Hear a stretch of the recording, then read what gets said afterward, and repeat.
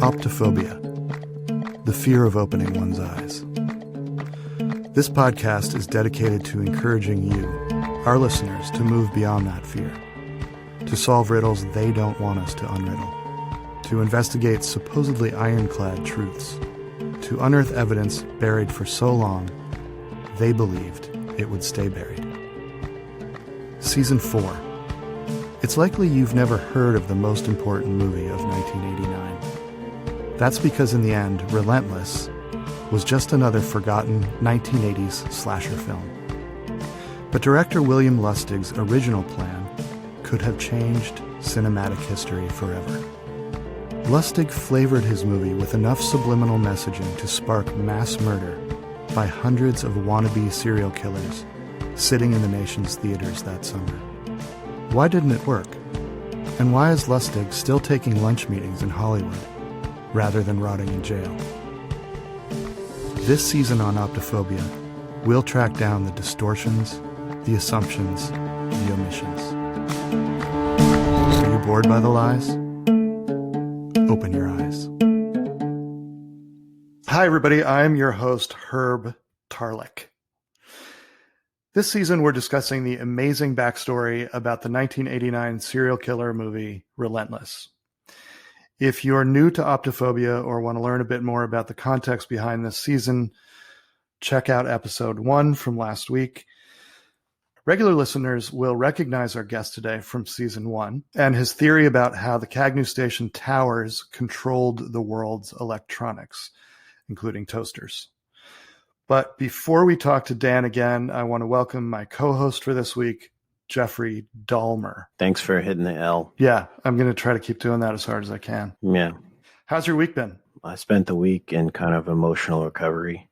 I asked a woman out at Hollywood Video because she came in and asked for an actual movie instead of trying to see the movies in the back. And I thought, oh, she must be normal. But as soon as I told her my name, she kind of got cold on me. You know, I was going to ask you about that. We didn't get into it as much last week, but your name is spelled very closely or very similar to the famous Milwaukee cannibal serial killer Jeffrey Dahmer with an H. Yeah. I'm just wondering if that's presented. Can you not put the L in his name? Dahmer. You kind of put the L in his name, and this is the thing I've been fighting my entire life. How would you pronounce his name? Dahmer. That's sort of Milwaukee. It sounds like Wisconsin. Well, it's an H. It's Jeffrey Dahmer. Dahmer. Mine is Jeffrey Dahmer. It's completely different. I don't know why people don't understand this. You know, it's spelled a teeny bit differently and it sounds very similar. So what kind of issues is that presented in your life? Everyone when they're a kid has, issues with like teachers calling your name or like, kids can be cruel. But I've tried to date and, people are turned off as soon as they see my name because most people just see Dahmer and they think, oh my God, it's the guy who killed people. And I'm like, that's one, a different last name, and two, a completely different person. Do you have any idea what it's like to live your life in some other person who wasn't even alive when you were alive? Do you think psychologically it's had an effect on who you became as an adult? I mean, my therapist thinks so. How so? Well, when I was a kid, I went through a couple of different pets. When you say went through pets, do you just mean that they died a natural death? Yeah, they died naturally after I had a talk with them. I remember I had a cat that would argue with me. I had a parrot that would just always had to have the last word, and I didn't like that. And I had a husky that would always howl at the moon. And I try and sleep at night. So when the dog kept doing that, and I was not getting a lot of sleep, so the dog passed away from not getting enough air to its wind. To its windpipe? Yeah, actually, we don't have to talk about that too much, I don't think. But just the pets have passed away from natural causes, and so yeah, I've had a lot of things. I think psychologically, just kids used to call me. At lunchtime, I'd sit alone, and people would throw stuff at me, or like someone would like draw a picture of ribs and say, "Don't these look tasty?" And I'm like, I actually they do because they're actually pig ribs, so that does look tasty. But then they'd write like, "Oh no, these are human ribs," and I'm like, I'm not that person. I'm not a cannibal. I'm just a kid. Was it a problem when you applied for your job at Hollywood Video? No, they kind of preferred that have a weird name. They like that. They said that that would help sell videos. You got to understand, it's the last Hollywood Video that's in existence, and they don't get talked about. People only talk about the last blockbuster, and they don't talk about the last Hollywood Video. So when I came in, they're like, "Is your name really Jeffrey Dahmer?" And I said, "It's different." And they go, "No, we know, but it's close enough to draw people in." So for the first month that I worked there, they actually had my picture in the window that said Jeffrey Dahmer works here. And people would come in and say, "Oh my God, you're Jeffrey Dahmer?" And I said, "Well, yeah, but it's not the guy." And they said, "Whoa, I thought they caught you." And I'm like, "Jeez, it's high school all over again." It sounds like when you met this woman who came in recently, Yeah. you thought she was normal. Like, it sounds like it might have been the perfect situation because she came in to meet kind of a celebrity, and yet she was kind of turned off by it. Oh no, she didn't come in to meet me. She came in to actually rent a video. She didn't ask for one of the videos in the back, if you know what I mean. She was actually looking for a normal video. She came in to rent Along Came Polly. And I thought anyone who likes Ben Stiller and Jennifer Aniston's got to be pretty okay. And so you miss 100% of the free throws you don't take.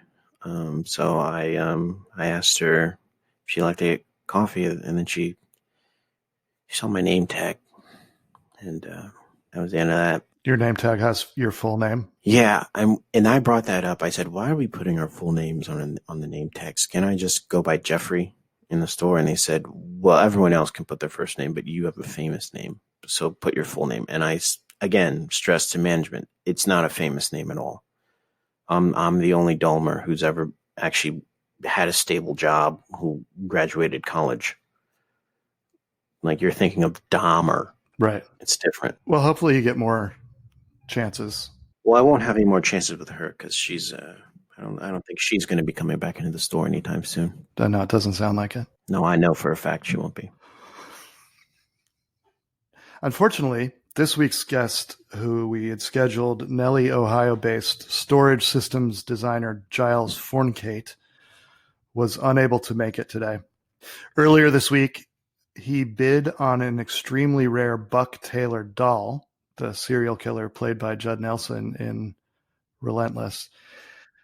Giles emailed yesterday to let our producers know that the eBay auction was set to start at the same time of our taping session today, and so he was going to have to be monitoring that auction. So we'll try and get Giles on the show another time. But we were really lucky to set up an interview at the last minute with a friend of the show. Joining us from his home in upstate New York, Dan Hammer is with us again. Dan, welcome back to Optophobia. Hey guys, thanks. Thank you so much for having me back. I had nothing else going on, so I was wide open to do this. Well, we really appreciate you taking the time. I'm wondering if you can maybe just remind our listeners and anybody who's new to the show what you do in upstate New York. Sure, yeah. I do this a lot. I slate for the camera, so this is what it feels like. My name is Dan Hammer. Currently not represented by anyone. 5'7" male from upstate New York. Actor, director, producer, writer, and friend. Dan Hammer. So the last time we talked, you were hoping to get some acting work. It sounds like maybe it's been successful over the last year since we talked. It sounds like you're doing a bunch of things, a lot of projects. Well, it was a lot of me creating my own spaces, my own work. And surprisingly enough, somehow that dried up. Sometimes it's like you go to the well too many times and it's like, I'm all out of ideas. And now I'm really out of work. The business put me out of work, and then I feel like I put myself out of work. So, for a while I was feeling pretty uninspired, and, I didn't really have too much going on other than some late night stuff I had to work on.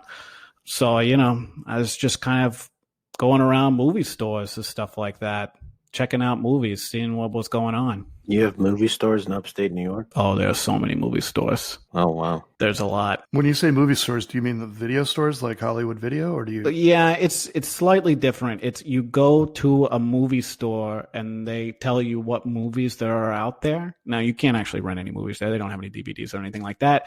So they say like, hey, you could go see this movie. And I say, okay, that sounds great. And they said, okay, go home.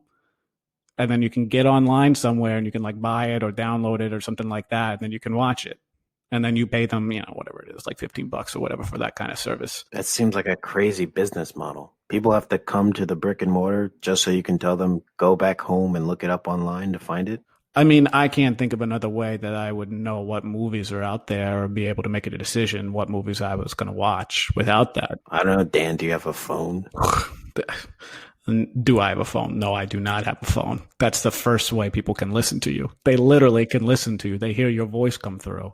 And I'm not letting anyone listen to me, especially the government or people I know. Oh, okay. That's why you're one of those people. That's right. Dan, when you were here last, we also discussed what may have happened to your former fiancee, Tracy. Mm-hmm. Maybe you can remind people of that and tell us if there's any updates about what happened to her or her whereabouts. Well, first of all, I want to say R.I.P, but she is still missing. Why would you start with that then? What's that now? Why would you start with R.I.P. if she's just missing still? I feel like it's just a nice thing to say when. When someone's missing? Yeah, when there's someone that you love and you don't know what's happened to them or something terrible may have happened, you say, R.I.P. Okay. They're still missing. Who knows what happened to them? But yeah, I'm still searching around, checking around, looking at other cars and stuff like that, knocking on doors, saying, have you seen this person? And putting up some posters and stuff like that. But to be honest, I don't really have any leads at this point. The police, to be honest, they will not stop calling me, and I don't have a phone. So, it really is, it's a new level of harassment because they feel like they have what they say, leads on the case. And I don't know. I don't really understand where they're getting these leads from or why they think that I'm involved in some way. But I tell you what, they want or how they got your phone number if you don't have a phone. Yeah. So here's what I think. When they were taking the details down, I kept telling them, like, I don't have a phone number. You're gonna have to come to my house. And they're like, where's your house? I'm like, I move a lot. Who cares? And then I realized that when I was putting up posters for my missing wife, I put my phone number on it, which was a mistake. Oh, yeah. And it says, please only call me if you have leads on this missing woman. So I guess technically they are following the rules, but I really feel like they're abusing their power here by calling me so often and saying, where were you on this night? What were you doing with that shovel? Yada, yada, yada, that kind of stuff. Dan, I don't know how many crime movies or horror movies you've seen, but in real life, 98% of the time, if a significant other goes missing, it's their spouse. Yeah, 98%. So are you saying you should be included in the 2%? I am part of the 2%. That's without a doubt. And I don't know where you're getting your facts from. I'm just getting FBI statistics. FBI statistics? Yeah, I read FBI statistics during my lunch break. Where do you get those statistics? Well, Dan, I have a smartphone, so I can just Google it. Yeah. No, thank you. I don't need my phones to be any smarter than they already are. Let's take a quick break, and we will be right back with our guest this week, Dan Hammer. Hey, Optophobes. Last week we told you about our new venture here at Blend Venom Solutions, Meat Pops. If you're a regular listener, you may have noticed that we didn't have any sponsors during Season 3, Covfefe 19. That's because we were dealing with some lawsuits, some fines, and a tiny bit of prison time. You'll remember that at the end of Season 2, Deep State, we had to shut down our line of venom-infused balms, tinctures, salves, unctions, and eye washes. That's because some agents from the Environmental Protection Agency came down to visit us at the Polyps at Jonathan Winter's Elder Care Community in Shalimar County, Florida, where Blend Venom Solutions is headquartered. The agents were bugged by a couple things. One, that we were infusing beauty care products with snake venom and marketing them as solutions to soothe people's biggest anxieties and eliminate their fears. The EPA agents were also a little put off that we were testing our products on the residents of the Polyps at Jonathan Winter's elder care community. At the same time, some of the retired attorneys at the Polyps at Jonathan Winter's elder care community were helping us fight a class action lawsuit claiming Blend Venom Solutions, quote, traffics in substances dangerous to living organisms when applied internally or externally that destroy the action of vital functions and prevent the continuance of life. End quote. After all that, we still had a bunch of venom lying around, mostly from our acquisition of venom ointment competitors Fang Juice Corp. And the Slitherspit Fund. So we thought, rather than balms, tinctures, salves, unctions, and eye washes, why not soda? It seemed so obvious. And then Reg McCurdle, a retired butcher living at the Polyps at Jonathan Winter's elder care community, suggested we combine the flavors of lunch meats and sugary soda in one can, and then add venom. Brilliant. So at lunch tomorrow, why not crack open a refreshing cherry olive loaf fizz? Blend Venom Solutions. We take away your thirst using snakes.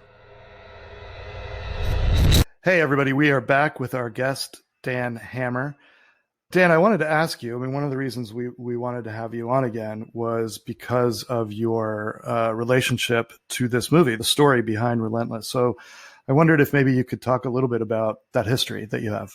Sure, yeah. So on one of my mini trips up to the movie store to figure out what movie I should be buying online, a suggestion was made. I think I was supposed to we settled on Sleepless in Seattle.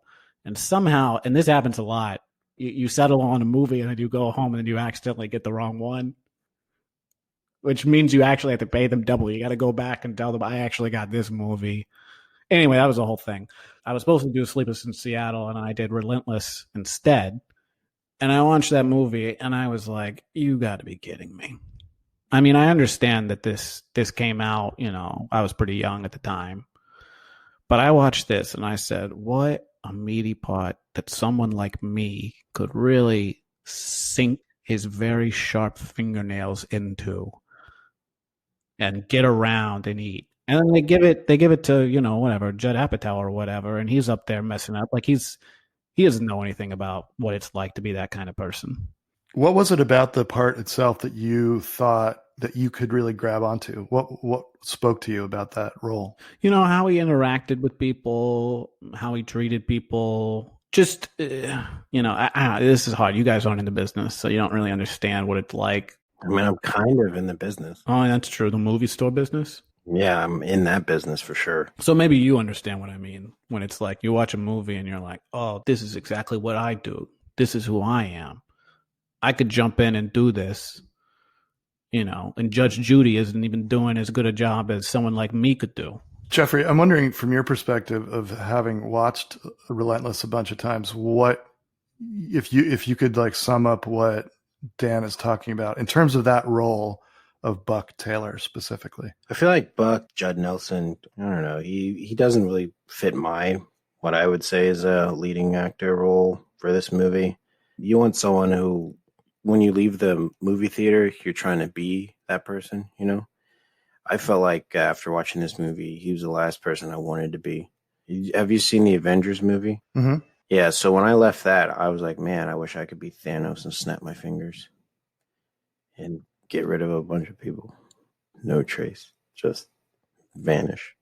But when I watch Judd Nelson do his, his thing here as Buck Taylor, I don't know, it left me wanting more. I kind of wish there was a sequel, and there is, and I watched that too. And then I was kind of like, well, maybe there should be a third movie to try and get this right. And then they did make a third movie, and I was like, well, after 3 and you don't get it right, you should just hang it up. It sounds like you're agreeing with Dan in a way that that role wasn't suited for that actor, but that an actor like Dan, who really feels something for that character, might have been a better. I could have done it. What you need is someone who's put the pets to bed, if you know what I mean. You need someone who's broken off a relationship for good, if you understand what I'm saying. You need someone who can understand what it means to cut ties, burn bridges. And if you haven't done it, then you're trying to pretend like you've done it. And to those of us who've actually done it, it doesn't come off very authentic on the screen. When you say done it, what are you talking about? Just if you're a person who's around death a lot, then when you see other people trying to act like they're either around death or experiencing death or in some cases giving death, you can tell if it's real or not. And Buck Taylor didn't sell me. Dan, the main thing that we're looking at this season is how the director of Relentless, William Lustig, planted subliminal messages throughout the movie in order to spark this kind of mass murder. And I'm wondering if when you were watching it, you felt any impulses or itches to hurt anybody, kill anyone. I don't really feel like I felt too much different than I normally do all the time. It didn't really change any kind of feelings that I've always had deep inside me that can come up sometimes. It did, however, I was talking earlier about how it's like as an artist, sometimes you're not inspired, sometimes you lose your creativity, it kind of sparked some creative juices in me a little bit. It got me going again because I was like, this isn't right. The director really, he messed this one up. He missed a trick. He should have used a guy like me. And so all of a sudden the wheels start turning and I start coming up with ideas and I say, what's big right now? Remakes. People love them. Huh. So are you thinking about trying to remake Relentless? I am definitely thinking about doing that. I've already kind of gone through and I watched the movie a million times. The only way I know how to transcribe the script. I got the script written out. The really only one hiccup that I have right now is the director has some issues with me, and so legally I can't really do anything. What are the issues? I mean, they're just like small legal things. You know how it is in the business. You work in the business. Like it's like, if you want to set up a movie, it's you got all these like hoops you got to jump through. It's like first the director is like, you can't do this. This is my movie. Then the director is like, please stop, waiting outside my house and asking me, direct questions and, threatening my family. And then the director is like, if you leave your house or come, outside the state that you currently live in, then you'll go to jail or whatever. So, I mean, just like normal stuff that everyone goes through. That's how they made Raging Bull. Oh, yeah. Yeah. How did they do it? They just hounded the director, Scorsese, right? Uh-huh. Threatened his family. Bobby De Niro said, you're going to put me in this movie. You're going to make me look great. And you're going to shoot it all in black and white. And Scorsese said, I'd prefer to shoot it in color. And he said, no, black and white. So that's the model you're following, Dan? Yeah, I mean, I think that's an obvious case. There's like a million of them of what you got to do to get a movie made. And like I said, a lot of it revolves around legal problems, not just directors, but, producers, actors, friends and family, that kind of stuff that you got to make sure you cross all your T's and dot all your I's before you can actually get through. And girlfriends, fiancés. Oh, yeah. I mean, the list just keeps animals. Yeah. How would you go about financing a film like this? At the moment, I am having trouble with that because you need a lot of money to make a movie, especially if you're going to write and direct and star in it. Well, technically, you don't need any money. You just need someone with a lot of money who wants to back your movie. Yeah. You need at least like one, big pockets individual to come in and say like, okay, yeah, now your salary is $3 million. And I also have to pay you for, the 17 other positions that you're going to be doing because I'm going to run the camera too, of course. And, that money, that's just not cheap. You got to find the right kind of investors for something like that. Spielberg had no money when he did E.T. in 1982. He just asked for money from his grandma, and she had a dowry, and she just gave him all the money he needed. Yeah, it's funny you bring that up. Why is that funny? That wasn't a joke. I mean, no, it's just kind of ironic because, the one person that I know that has money is my mom.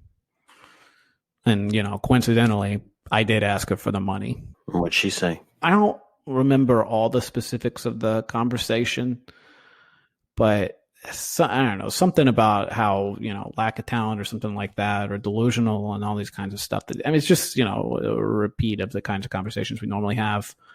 I don't really remember exactly how the conversation ended, but it felt like maybe, based off of where we left off, it wouldn't be possible for her to get me the money. Dan, you mentioned before that you had transcribed the movie in order to get the script. So that sounds like what you would be making is a literal, like, word by word remake of the first Relentless. Reimagining.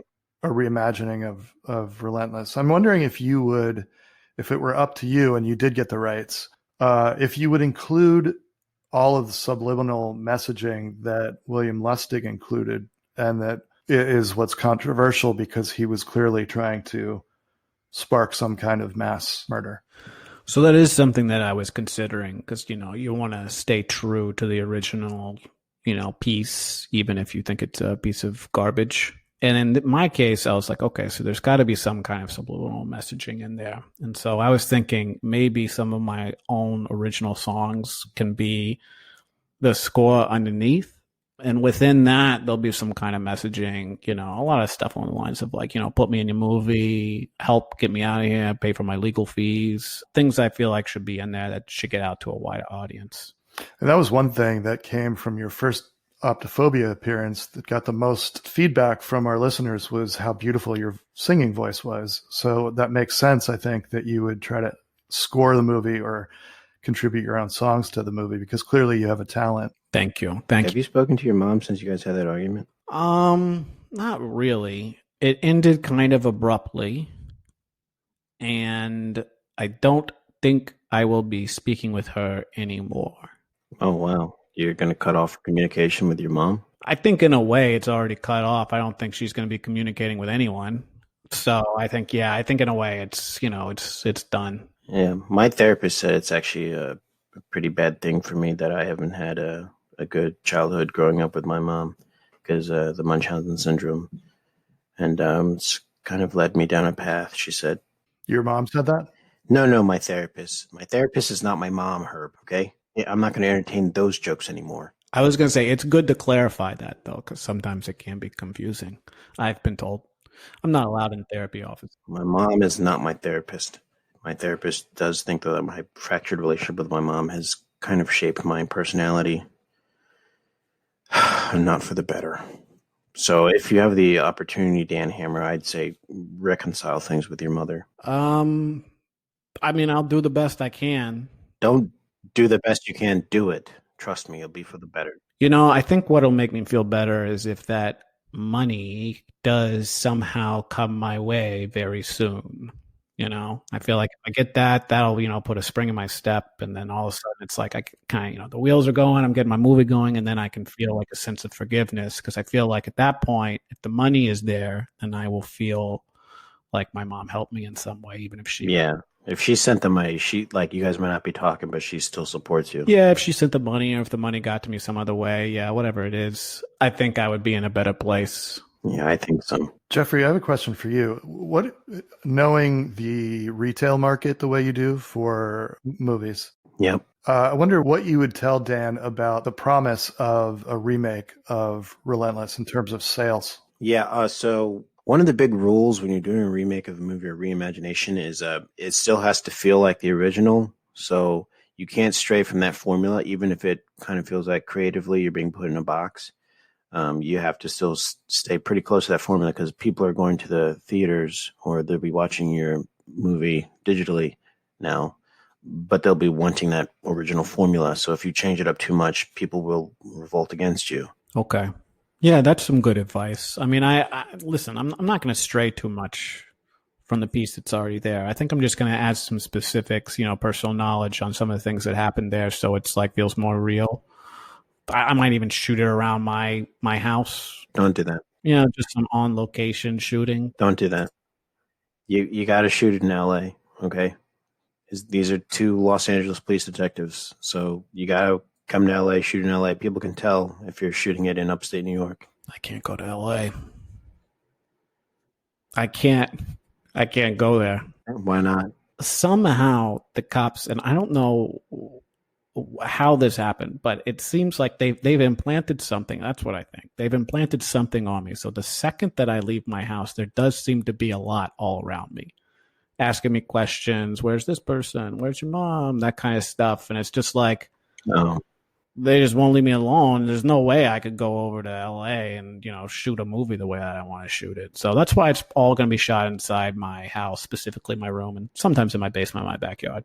Okay, well, just get ready. You're going to have a lot of angry fans. Dan, we have to wrap it up, but I have one more question for you. I wondered if, how in some remakes, they bring back the actors who were the main characters, but they put them in kind of supporting roles. I'm wondering if you would think about hiring Judd Nelson as a cast member, even though you would be playing the main serial killer, if you would cast him as some kind of supporting role. That's a good idea. I wish I had thought about that. Like, I honestly, I wish we had done this 2 days ago. Because at this point, he definitely can't be in the movie. Why not? There's no way he's ever going to be in a movie again. It's just not going to happen for him. In any movie? Yeah, most movies. Pretty much, yeah. I mean, how do you know that he's not going to do any movies? And do you know his agent or something? I have from a reliable source info that Mr. Judd Apatow is missing. So Judd Nelson? Well, him too. Actually, you're right. Both of them are missing right now. Completely unrelated, but he's missing. So I don't think he'll be able to.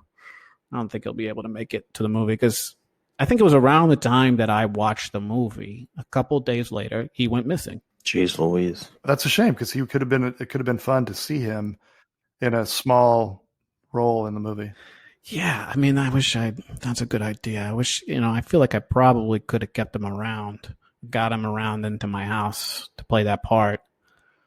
Maybe what I'll do is, since I'm going to play all the parts in the movie, I will play Judd Nelson doing a cameo of another character in my remake of the movie. I think that would be fun for the audience. Oh, that's cool. Yes. Do you do a Judd Nelson impression? Oh, absolutely. Of course I do. And can we hear it? Sure. Do you have like a line or something that you want me to say? Sure, I'll give you a line from the movie. What are you doing, Buck? Oh, what are you doing, Buck? No, that's okay. So what I did was a character talking to Judd Nelson's character, Buck Taylor. Okay. So his response is, whatever I damn well please. That's the response Buck says. So I'll do it again. What are you doing, Buck? Oh, just whatever I damn well please.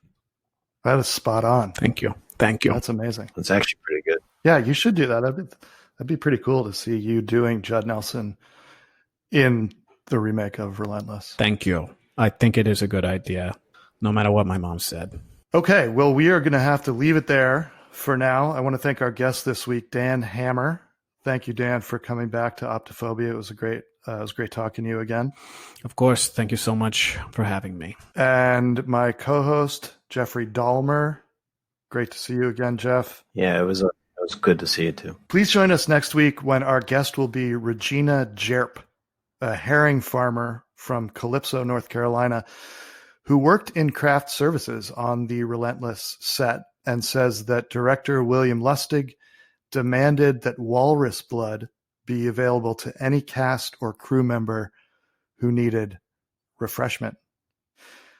Thank you for listening to Optophobia. I am Herb Tarlek, and I'll leave you with this. Remember to always open the jar before spreading the jelly.